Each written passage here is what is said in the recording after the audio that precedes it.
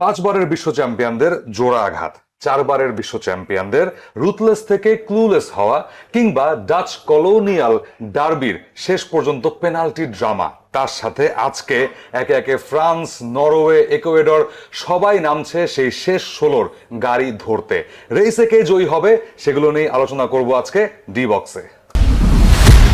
D বক্সে আপনাদের সাথে আছি বলবীর প্রান্তর, এবং আপনারা দেখছেন ডি বক্স চ্যানেল আইয়ের পর্দায় রাত 12:30টায়, তারপর ওটিটি প্ল্যাটফর্ম আই স্ক্রিনে, এবং তার সাথে রেডিও ভূমি 92.8 FM এ শুনতে পাচ্ছেন বাংলা ধারাভাষ্য শুধুমাত্র এই বিশ্বকাপের। এবং বলবীর প্রান্তর যেহেতু যুক্ত হয়ে গেছে আপনাদের সাথে বরাবরের মতো, আমার সাথে আছেন সেখানে আহমেদ বিন পারভেজ। একটু ওয়াইড পাস করলাম সেখানে, যেভাবে মানে ব্রাজিল এরকম ওয়াইড পাস থেকে তারপর শেষ পর্যন্ত একটা দুর্দান্ত গোলে কামব্যাক করে শেষটা রাঙিয়ে শেষ 16তে পৌঁছেছে। Definitely it's a beautiful game so far, এবং সেলেসাওদের জন্য আই গেস যোগো বনিতোটা আবারও সেই পুনরুজ্জীবিত হলো কিনা আহমেদ বিন পারভেজ? আমার তো মনে হয় যে যোগবনিতর ব্যাপার নিয়ে আগে কথা বলার আগে আমার মনে হয় ব্রাজিল তারা যে সার্ভাইভ করে গেছে, তারা যে একটা ম্যাচ জিততে পেরেছে এবং খুব কঠিন একটা ম্যাচ তারা 90 মিনিটে শেষ করতে পেরেছে, সেই ক্রেডিটটা তাদেরকে ডেফিনেটলি দিতে হবে। আর যোগবনিত হোক কিংবা না হোক, অ্যানচেলটির ব্রাজিল যে আসলে জিততে পারে বা জেতার মিশন নিয়ে এসেছে সেটা আমরা গতকাল খুব ভালোভাবে প্রমাণ পেয়ে গেলাম।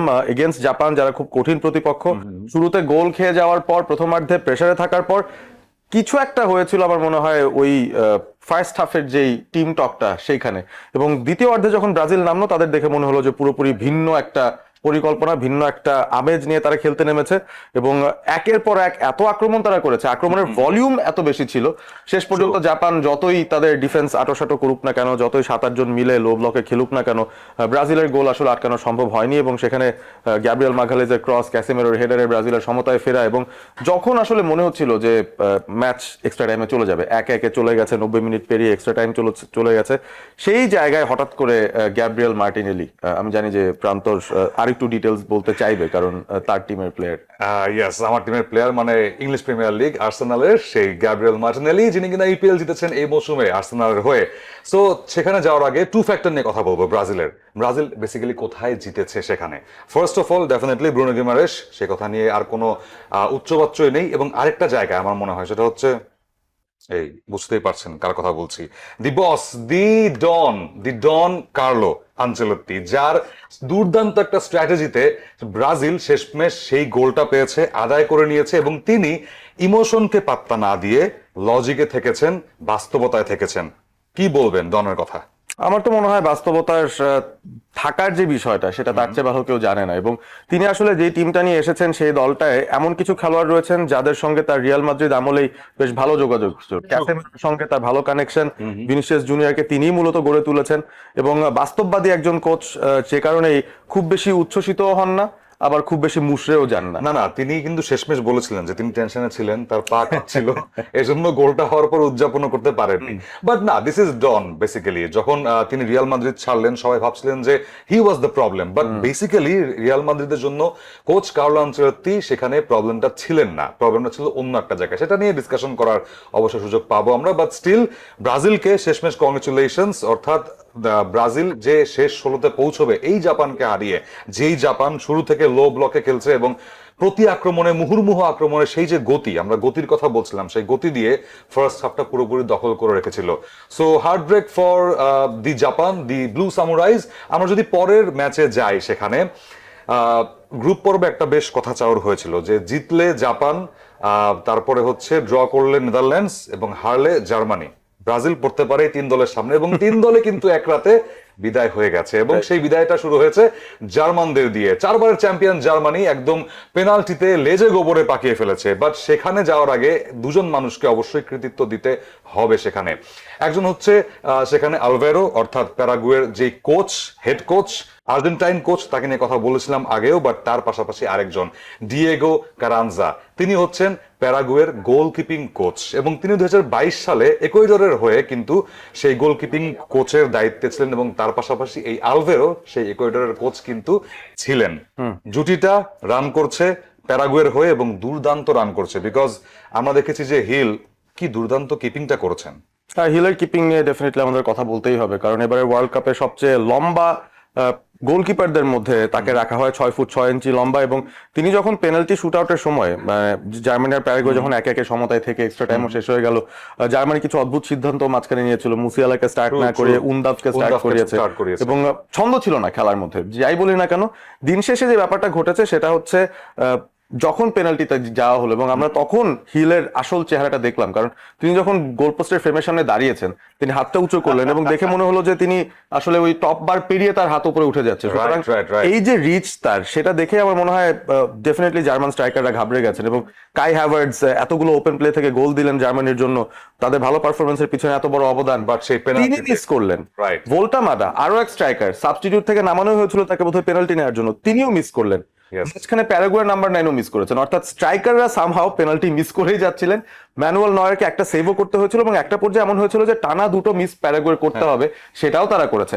একটা বাইরে মেরেছে, একটা নয়ার ঠেকিয়েছেন, এবং তারপর যখন 1-1 একটা একটা করে আগাবে তখন আমি জানি না কেন গোরেজকা কিংবা অন্যান্য মিডফিল্ডাররা পেনাল্টিটা নিতে আসেননি, এসেছেন জনাথন টা, এবং তিনি তো ছাদে মেরে দিয়েছেন এবং গনজালো হিগুয়েনের সাথে হাতটা মিলিয়েছেন আর্জেন্টাইন সেই ফরওয়ার্ড, যার কথা বলছিলাম 2014 সালে সেই গোলটার কথা আমার এখনো মনে পড়ে। সামনে ম্যানুয়াল নয়ার, আর কেউ নেই, বাট তিনি মারলেন গোলপোস্টের উপর দিয়ে। So moving to another penalty drama, যেটা বলছিলাম আমরা, Dutch colonial derby, Netherlands versus Morocco.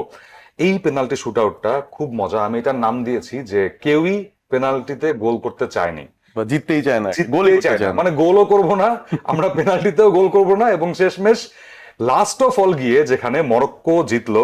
But তার আগে বলতে হয় গ্যাকপোর কথা, একটা হৃদয় বিদারক কাহিনী। আমরা সবাই জানি তার সন্তান সম্ভবা স্ত্রী সেই সন্তানটা হারিয়েছেন গর্ভাবস্থাতেই, এবং সেখানে গ্যাকপো তার নাম ঠিক করে রেখেছিলেন সেখানে। সো সেখান থেকে তিনি যখন গোলটা করলেন, একটা হৃদয় বিদারক স্টোরি ছিল সেখানে, এবং তিনি খুব অল্প উদযাপন করেছেন সেখানে, কিন্তু তাকে ছাড়িয়ে গেছে সেখানে মরক্কো। সেই লাস্ট মিনিটের একটা গোল, এক এক সমতা। এই ম্যাচটা নিয়ে কি বলবেন? প্রথমে গ্যাকপোকে নিয়ে কিছু বলতেই চাই। আসলে কোডি গ্যাকপো এত কঠিন একটা সময়ে যখন তার সন্তানকে হারালেন, এরকম একটা খবর পেলেন, তারপরও যে তিনি স্টার্ট করলেন, তারপরও যে তিনি নেদারল্যান্ডসকে লিড দিলেন একটা গোল দিয়ে, এইটা কিন্তু তার মানসিক দৃঢ়তার একটা বিরাট বড় নিদর্শন, এবং তিনি আসলে দেশের জন্য লড়াই করেছেন সেই বিষয়টা কিন্তু একেবারেই চোখের সামনে আমাদের পড়েছে।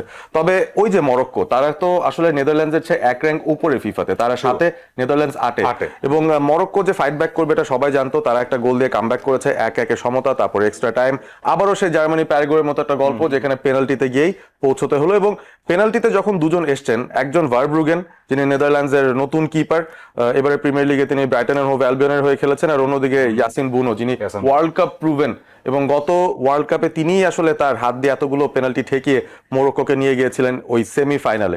সো দিন শেষে এই দুই গোলকিপার যখন মুখোমুখি হয়েছেন, আমার কাছে মনে হয়েছে যে প্রবাবলি বোনোর পক্ষে ব্যাপারটা যাওয়ার কথা, এবং একটা সুপার সেভও তিনি দিয়েছেন যেখানে সামারভিলকে তিনি পুরোপুরি পরাস্ত করেছেন শুধু ডান বাম করে হেঁটে। তিনি ডানে যাচ্ছেন, বায়ে যাচ্ছেন, সামারভিল বুঝতে পারছেন না তিনি কোথায় দাঁড়াবেন, এবং এমন একটা জায়গায় গিয়ে দাঁড়াচ্ছেন ঠিক সেই জায়গাতেই সামারভিল শটটা নিয়েছেন, হাত দিয়ে বলটা ঠেকিয়ে দিলেন। বাট এছাড়াও প্রান্তর যেটা বলছিল যে একটা ম্যাগনেট বোধহয় বাধা ছিল ওই ডান দিকের গোল পোস্টের বারের সঙ্গে, কারণ দুজন খেলোয়াড়, ভিন্ন ভিন্ন দুজন খেলোয়াড় দুই দলের, তারা বারে লাগিয়ে বলটা বাইরে পাঠিয়েছেন। মানে মনেই হচ্ছিল যে আসলে গোলটা আসবে কোথা থেকে, সবাই মিস করছে, সবাই একটু টায়ার্ড হয়ে গিয়েছিল সেই ইউএস এর গরমে, সেখানে বলতেই হচ্ছে। সো এইখান থেকে আমরা যদি পরবর্তীতে যাই সেখানে, অর্থাৎ পরবর্তী ম্যাচগুলো, সেখানে ফ্রান্স মুখোমুখি হচ্ছে সুইডেনের, বিগ বিগ ম্যাচ। নরওয়ে মুখোমুখি হচ্ছে আইভরি কোস্টের, এই ম্যাচের জয়ী দল ব্রাজিলের মুখোমুখি হবে রাউন্ড অফ 16-এ। সো এই ম্যাচগুলো নিয়ে যদি ছোট্ট করে একটু বলেন। নরওয়ে আইভরি কোস্ট খুব ক্লোজ হবে। আমি আসলে কোন দলের পক্ষে বুঝতে পারছি না যে কে এখানে ফেভারিট আছে, বাট আফ্রিকা এবং ইউরোপের মধ্যে এরকম আরো একটা লড়াই যেভাবে মরক্কো এবং নেদারল্যান্ডসের হলো, ওই লড়াইটাই কিন্তু আফ্রিকা জিতেছে। এই লড়াইটায় আমার কোনো এক কারণে মনে হচ্ছে নরওয়ের একটা এজ আছে। They just have that cutting edge, that Erling Haaland, that Odegaard, যারা একটা ডিফারেন্স ক্রিয়েট করতে পারবেন। রাইট। সো সেখান থেকে মুভ অন টু ফ্রান্স এবং সুইডেন। মানে আমার কাছে ফ্রান্সকে বিট করার মতো একটাই টেকনিক আছে, সেটা হচ্ছে ভাই গোল করতে হবে, আউটস্কোর করতে হবে। ফ্রান্স 2 গোল দিলে আপনাকে 4 গোল করতে হবে, 3 গোল দিলে 6 গোল করতে হবে, আর যদি আগে দিয়ে দেন ফ্রান্স এরপরে তেরে ফুরে আরো গোল দেবে। সো স্ট্র্যাটেজি ছোট্ট করে যদি বলেন। হবে সুইডেন ডিফেন্সিভলি অতটা সলিড না, আমরা আগেও দেখেছি নেদারল্যান্ডসের সঙ্গে 5টা গোল তারা হজম করেছে, তাদের ফ্রন্ট লাইন ভালো। বাট আমি একটা ব্যাপার প্রেডিক্ট করতে পারি যে দুই দলের এই ম্যাচটা হাই স্কোরিং হতে পারে, 3-2 4-3 এই ধরনের কোনো ঘটনা হয়তো ঘটতে পারে, বাট দিন শেষে ফ্রান্স বেরিয়ে আসবে এখান থেকে। এক্স্যাক্টলি, ফ্রান্স বেরিয়ে আসবে। সো আমরা আবারও এরকম একটা উদযাপন দেখতে চাচ্ছি। এরকম দেখার সম্ভাবনা একটু কম সেখানে। সো আজকে অনেক আকার ইঙ্গিত হলো আমাদের এখানে এবং মজাটাও হলো। এই মজা চলবে বিকজ ফুটবল বিশ্বকাপ ফুল অন স্পিডে চলছে সেই রাউন্ড অফ 16 এর দিকে, এবং এই গতির সাথে তাল মেলাতে অবশ্যই প্রথমে ডিবক্স দেখবেন চ্যানেল এর পর্দায়, তারপরে ওটিটি প্ল্যাটফর্ম আইস্ক্রিনে সবগুলো ম্যাচ দেখবেন লাইভ, এবং তারপরেও না পোষালে, ভাষাগত দিক দিয়ে শান্তি না পেলে শুনবেন বাংলা ধারাভাষ্য রেডিও ভূমি 92.8 FM এ। আজকে বিদায় নিচ্ছি বলবীর প্রান্তর এবং আহমেদ বিন পারভেজ। ডি বক্স থেকে দেখা হবে কালকে।